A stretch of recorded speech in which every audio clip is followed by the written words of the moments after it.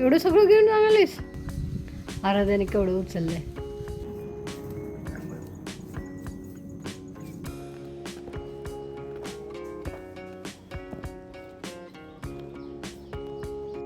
Hello friends, आज सकाळी सकाळी मला कढीपत्ता घ्यायचा होता म्हणून वरती आले होते. वरती येऊन बघतोय तर काय खूप सुंदर अशी फुलं लागलेली होती आणि खूपच छान दिसायला लागले. बघा इथं गुलाबाची फुलं आहेत, चाफ्याची फुलं आहेत. खूपच सुंदर असं वाटायला लागले आणि असं आभाळ आले. काल आभाळ आलेले असल्यामुळं काल कपडे धुतलेले सुकलेले नव्हते, त्यामुळं आता ते पण मला बघायचं होतं की कपडे वाळल्यात का नाही ते.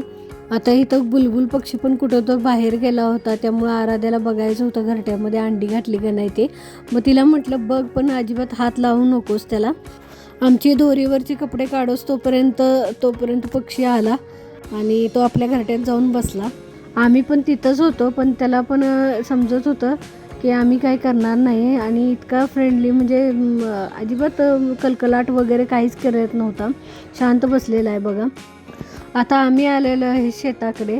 उरलेले जे काय आंबे असतील ते थोडेफार ठेवलेले होते, ते आंबे आज लास्ट घेऊन यायचं आहे, कारण खूप छोटे आंबे होते थोडेफार, त्यामुळं मग ते काय काढले नव्हते त्यावेळी आणि आता मग आम्ही काढणार आहे. लास्टच आता हा पाड आहे.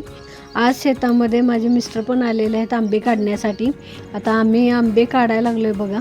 जेवढे पण आहेत हाताला येण्यासारखे ते आम्ही हाताला काढून ठेवत होतो आणि थोड्या वेळानं शरद घेऊन आला झेलनी. आता इथं आराध्याचा सकाळी सकाळी नाश्ता चाललेला आहे बघा शेतामध्ये. घरी नाश्ता केली नव्हती. अरे शेतात बसून नाश्ता. आता फार काय आंबे शिल्लक नव्हते आणि थोडाफार एकदा पाऊस पडून गेला होता, त्यामुळं काही हे व्यवस्थित राहतील काही सांगता येत नाही.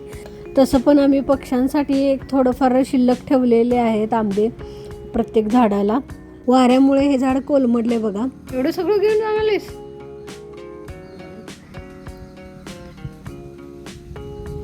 आराध्याने केवढं उचललंय.